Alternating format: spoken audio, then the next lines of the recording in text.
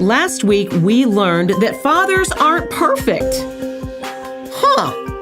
What a concept. But God is. And that's kind of exciting. And so as we gather here at the table, we're going to welcome back Holland Webb and Carlton Hughes to the Afterword podcast, and we're going to conclude our conversation on fatherhood. The Telegraph, the newspaper in the UK, did an article a few years back on dads and social media. The article said that more and more men are sharing the highs and lows of parenting on social media and in dad blogs. Other research said dads are seeking social support and advice, especially from older fathers who have experienced similar problems. Do you think media is reshaping the fatherhood narrative? And if so, how? Holland, what do you think about that? Wow. I don't think social media is impacting fatherhood as much as it is impacting motherhood. There is only one social media platform that has more men than women as users, and that's LinkedIn, where people don't really talk a lot about these kinds of subjects. It's not a very personal platform unless you are talking about how this intersects with your work. So you might find people who talk about fatherhood or motherhood, but they're going to keep it connected to their profession. The social media platforms where people are going to, vomit up their emotions, so to speak. I could probably have picked a better word. No, but I think that's a good word. Fatherhood. I think it's a great word. Facebook, Instagram, Pinterest. I mean, they're anywhere from 55 to, Pinterest is like 90% women. Yeah. I feel like the poor moms, you can't post anything on Facebook or Reddit or anything else without every other mom in the world coming on there to tell you how she thinks you're doing it wrong. I would hate to be a mom on social media, honestly. They post a cute story and suddenly the fourth comment under it is like, well, I'm just certainly glad that what I do in that situation, and then you get these advice givers and it's like, so I think that social media is really affecting women and their views of themselves as mothers more than it's affecting men and their views of themselves as dads, quite honestly. Does it affect, if people post stories about their parents or something like that, I think that might affect people's perceptions, social media users' perceptions of fatherhood, what it is, what it could be, what it should be. What the Telegraph was talking about, that article is 2 or 3 years old now, and I don't think that the author's expectations have really played out quite as they expected them to do, just because men are not big, heavy social media users in the way that women typically are. I do think that there's a significant group of men who are seeking social support and advice, especially from older fathers who've experienced similar problems.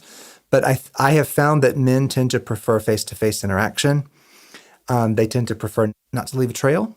I think men in general tend to be a little bit more careful about some of that than women do. Not to leave a digital trail of that question that people can go back and find later. But I think it's more shaped on direct interaction. And I'm hopeful that churches especially will get on board with that because there are a lot of people who don't have any sort of personal experience. They have no idea what they're doing. And at least they could go and talk to somebody who's been there and who could say, well, I did it all wrong, but at least here's what I did. What not to do, you get something out of the other men. Do you think men are more inclined to fake it than ask? Oh, yeah, definitely. Definitely. In my church, I'm in with a group of all men who are all entrepreneurs. And that's the issue that comes up. It's like everybody doesn't want to tell what's wrong with their business and ask for advice. Everybody wants to just say how good their advice, or how things are going well, yep, and keep that imagery up. So yeah, that's a good point. That's a bad stereotype, I guess, right? Maybe, but I think it may be one reason that men may be more willing to talk face to face than they are willing to put something on paper or put it on, make a digital trail. Because as a lady I used to work for would say it and forget it, write it and regret it. I don't know that that's true. That may not be the reason that men don't use social media, but I think it may be one of the reasons. Mm-hmm.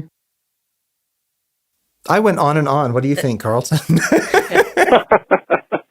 I agree. I do see more mom blogs and moms sharing things on social media than dads. I think dad blogs are out there and they do that, but I think moms are more willing to share. And what I've noticed, there are some Twitter accounts from dads who tend to share the cute little things that the kids do, and it may not be the deeper stuff, I guess, that the moms get into. And so that's what I've noticed on social media.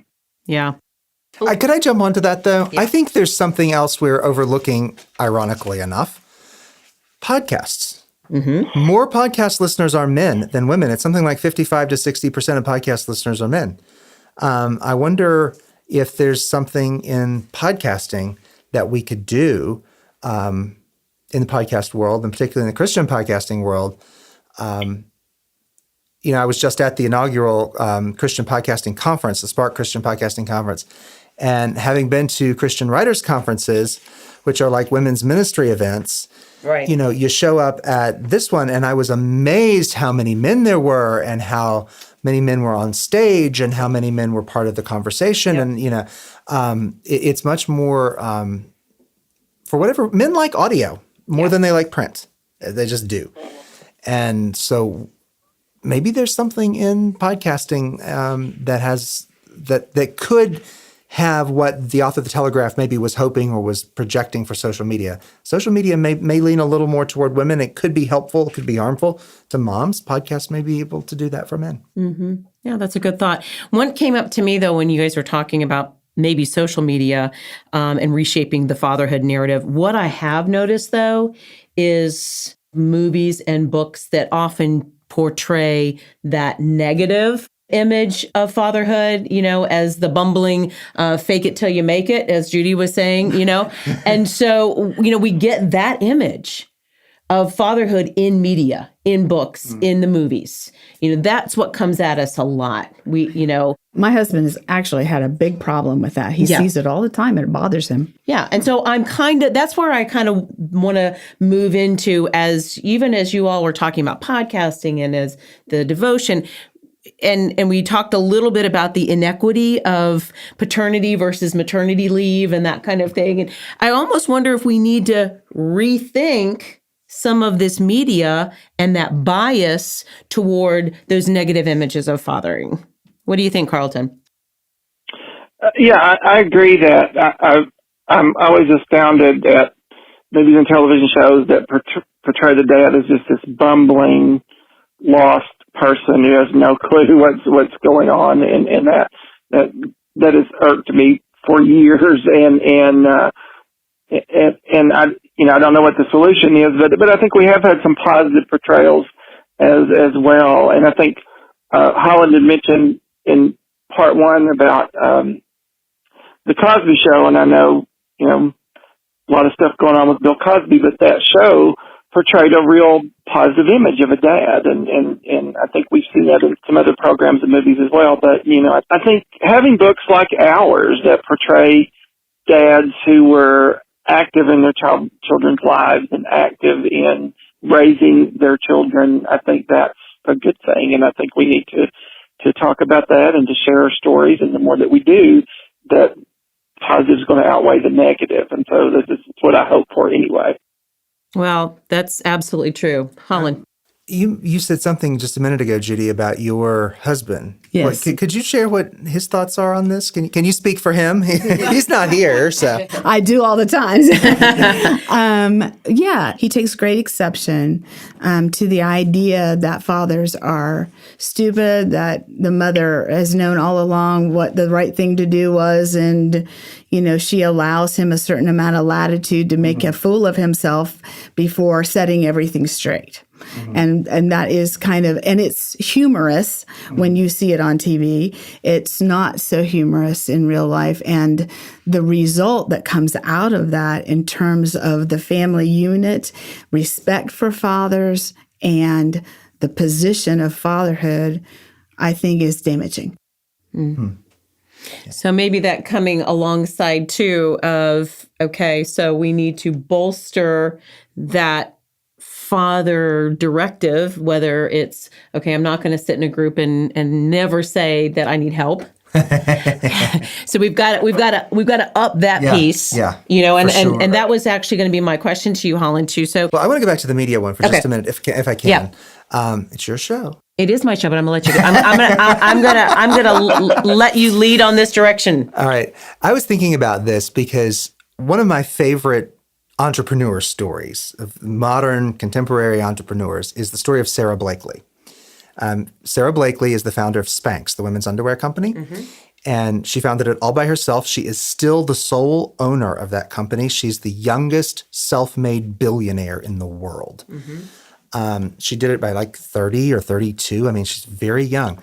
But people talk about her story and how she did this. And it's a great story. But I think a lot of times they draw out of it that she was patient, and she was. She never took VC funding. She never borrowed any money. When she needed money, she saved it from her regular job. And then that's why she still owns her company. She doesn't have to share any of the profits from Spanx with anyone else. People talk about how, she was just willing to try anything to get her company started. But I think what we often don't see is there was somebody behind Sarah Blakely, and that was her dad. Because all the time that she was growing up, every night at dinner, according to her dad would say to her and her brother, "What's something you failed at today?" And they would give the answer, and then he would say, "Okay, what'd you learn from that?" And then they would say. And she said, "I didn't realize that people were embarrassed to fail at things." So she said, "I just kept failing at what I was doing, but I didn't know I was supposed to be embarrassed by that until, of course, eventually she kept trying, and she hit on something that worked." And when she was right out of college, her dad was a contracts lawyer, I think, in Central Florida. And so she was going to be like him, and she went to take the LSAT, and she didn't get a high enough score to get into law school. So she went home and studied, and she said, "I was just sure I had it." And she went back and took it a second time and scored 1 point lower. And her dad said, "Well, law school may not be for you. Go do something else."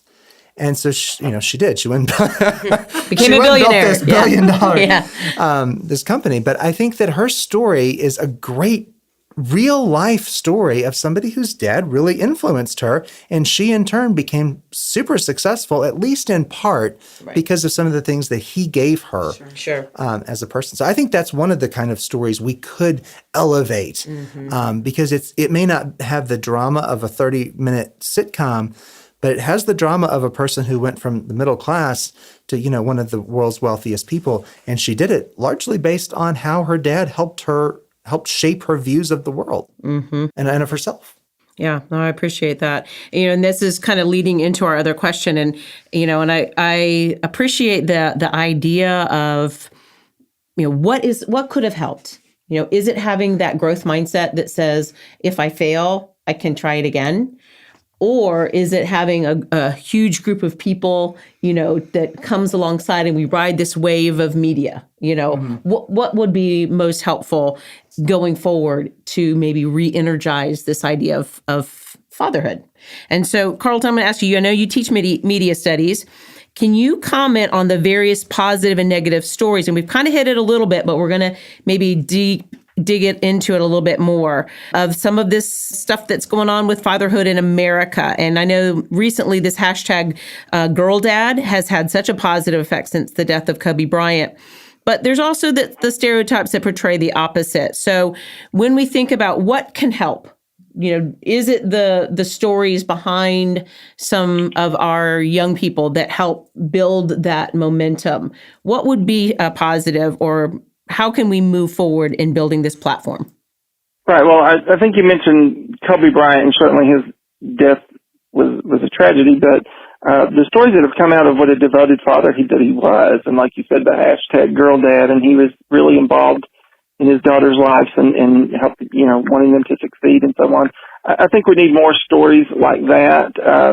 I think we see stories, and I can't remember the gentleman's name, of who pushed his son's wheelchair through all these different events like marathons and so on. I see those stories and they make me cry. I'm not ashamed to admit that, but that also lets me see, hey, there's a dad that's doing it right, and there's a dad that really cares. And so I just think sharing more positive stories, and I try to bring that out when I do teach media stories, it doesn't have to be doom and gloom all the time. Certainly we can share the good stories and the successes. And so, but then there is that element of the buffoon dad or the dad who doesn't have a clue. But I think, we can try my Bible reading this morning was, one of the verses, overcome evil with good. And we can overcome these negative stereotypes by sharing the good stories. And I think that's what needs to be done. No, I really appreciate that. What about you, Holland? I just answered that. I know, the but Sarah Blakely story. Yes, the Sarah Blakely story. So, but in a practical way. So, not everybody may be able to hear the Sarah Blakely story. Maybe not. They're not all tuned into, the podcast how they built this, right? So, what are some practical ways that if you were going to be able to give somebody who is sitting in your position, don't know anything about fathering, I'm trying to do this, build myself up. What would you tell them that would be helpful? I think you have to search out those stories yourself. I think you have to find the people who have those stories. Okay. Maybe you can do that through your church. Maybe you can do that. There's a wonderful organization here in Greenville County, what's the name of it? There's a fatherhood organization. Okay. Kelly Walker's the head of it, and it's here in Greenville, the Fatherhood Initiative or something like that. It's part of the state group, and that's a lot of what they do. They particularly help men who are no longer have custody of their children, or who are coming out of prison and who've had a fractured relationship with their children for some time. But that idea could be for other men who maybe don't have quite such dramatic stories, but who still need something like that. There's curriculum on how to do this. Mm-hmm. You can take a class, but somebody is going to have to promote this in a way that people want to hear it and people want to participate in it. And I mean, I don't see why churches can't do that. Mm-hmm. Maybe they do. Maybe some of them do, but I haven't seen it at a big scale. You sort of see parenting a little bit, or but again, I think you go to a parenting class, and how many people there are moms? Right. Who've been to a bunch of parenting classes, who've read a bunch of books on motherhood, and the dad's read like half a book on fatherhood or something. Right. So somehow we have to either start offering that, or make it okay to do that, or encourage people to do that in a way that makes them want to. Yeah. We talked about this on one of our other episodes when actually with video games, talking about how something is sticky. Right? And we want things to be sticky so that you will come back to it. So it's almost like, how is the narrative of fatherhood something that can become sticky? And so maybe that's what we're going to get with Adventures in Fatherhood. Well, at least I think we get something that's real life. Yeah. And, if we talk about education, we talk about often what's missing, right, is the real life application. This is why we hear over and over again, what's the point of learning math? Mm-hmm. And you want to say, because you're going to use it every day of your life. And if you don't know it, some people will take advantage of you. Right. But it's not overt, right? We don't go into the classroom and make this overt declaration and help them actually understand how they're going to use math every day. And I think that's kind of the same thing with fatherhood and with some of these things that we get curricula on. We get lecture, we get information. But knowing in your mind what to do and dealing with a 13-year-old, you can lose whatever book you read while you're trying to deal with a situation that you have no idea what to do with. Yeah. And I think that somehow we have to, I like that, thinking about stickiness, but somehow we have to make stories of fatherhood real life. Mm-hmm. What do you think about this concept as well? Because kind of back to the men and not asking the questions and those kind of things, it's very easy to get a book. There's a bazillion of them out there, right, that talks about parenting and how to parenting. Mm-hmm. I know what the right process is. I just don't know how to do it. Mm-hmm. And I think your book is the exact thing that we need. We need stories of how people have done it. Mm-hmm. The application. The application, right, right. And then Carlton, you were talking about how parenthood is a joyous ache. And I know sometimes with that stickiness, or if I'm hungry, I'm not going to actually go eat unless I'm hungry. If I have an ache, I might need to seek that out. So maybe some of our listeners and people who do, the men who listen to podcasts, will have that little bit of ache. Will say, something doesn't feel quite right, and there is an ache. I need something to stick. I need to pull something in. I would hope so, but I think you can go to the doctor and feel just fine, right? And the doctor informs you, you're not fine. And maybe it's not that you have something that's just terrible. Maybe it's just that the doctor says, hey, you may have been thinking you were doing well with that diet and exercise program, but your cholesterol numbers are pretty high. You need to do a little better. Right. But that's the ache. Or but you don't have an ache from that, right? But the ache is when the doctor tells you that. Okay. So say you often have things like that Sure. You wouldn't know unless you went to So somehow we've got to start laying straight sticks so that we know where we have crooked sticks lying beside them. Right. And I'm not quite sure how we do that, but. Well, I think this is part of the beginnings of laying the sticks. It's having the conversations. It's bringing the awareness to the narrative, having people who are willing to maybe pick up that book and say, I have an application, as Judy said. I may not have the perfection of fatherhood, but I at least have maybe a story I can relate to. Right. All right, Carlton. I'm calling on you first because this is the way Holland told me to do it.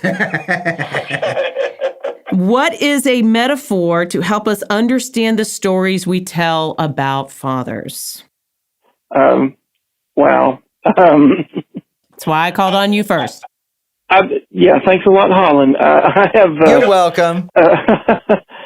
Actually, I've thought about a couple of things, and both from the Bible, and I don't know necessarily metaphor, but examples, I guess. The idea of God as Father, and He's the perfect Father, and He cares for us, and He knows us intimately, and He knows my failings and my weaknesses, but He still loves me, and He still, wants the best for me, and I think that's a great picture of fatherhood, and it helped me to understand God more once I was a father and I was going through things like that I had to love my children through some tough things and so on. So I think that's one. And the other, I think there's no better picture than the story of the prodigal son in the Bible, and how that father, just even though his son left and squandered the money and sat down with the pigs and the slop and so on, he still welcomed him with open arms when he came home, and he still loved him. And so I think that's a great picture of fatherhood, and it's one that God has given us in the Bible as an example. So those are probably my two that I would choose. That's excellent. Thank you so much. All right, Holland. I'm going to comment on Carlton's before I give mine. Okay, give yourself a little time. Oh, I've got mine. Okay, but I can comment. All right. I knew the question was coming. Yes, you did. It sets me a little bit. No, you mentioned the prodigal son. I think that's a great story, and I think it's a great story for anybody who's starting out as a father, because it's pretty easy to love kids when they're nice. Right, yeah. But that's not when you really are loving them, right? When they're easy to get along with, they're just easy to get along with. You're not really loving them necessarily. I think of the chapter in 1 Corinthians, love bears all things, believes all things, hopes all things, endures all things. Those words, endure and bear, wouldn't be in there if loving people was easy. Sure. So I really do like that image, because I don't think it's one we talk about. We tend to think of fatherhood either, we've talked about how it seems sort of superfluous, or how it seems maybe even sentimental in a good way. But that story is neither superfluous nor sentimental. Nope. That's very gritty and very realistic. So I appreciate you bringing it up a lot. My metaphor would be, all the old mythologies begin with a father image, a divine father image. There's Zeus riding across the sky with a thunderbolt in his hand. There's Thor, who has his goat-driven chariot, and his and it's all thunder and lightning, and or the sun god is also considered this sort of divine father image. And there are sort of 4 elements of that we see in those mythological stories: that he's lawgiver, he's just. He also stands in opposition to darkness and threats, so he's protector, and wisdom and kindness are sort of the images. And then there are different images given to the female figure for the divine mother image that the mythologies have, and all of that. But for the father imagery, it is powerful, but it's not unrestrained power. It's a power that works for your good. Excellent. Thank you. It's not really a metaphor, but most people don't really give metaphors on this show, so I just figured I'd line up with everybody else. You would line up with everyone. Okay. Yeah. Well, actually, I appreciate that thought, and just bringing kind of both ends, the bookends. So we've got the biblical view of God, and maybe that mythical God-like figure, and I think then people can relate to all of those components of grace and power and justice and provision and protection, all of those things. So I really appreciate that. That's excellent. Well done, Holland. Well, thank you. On answering our signature question.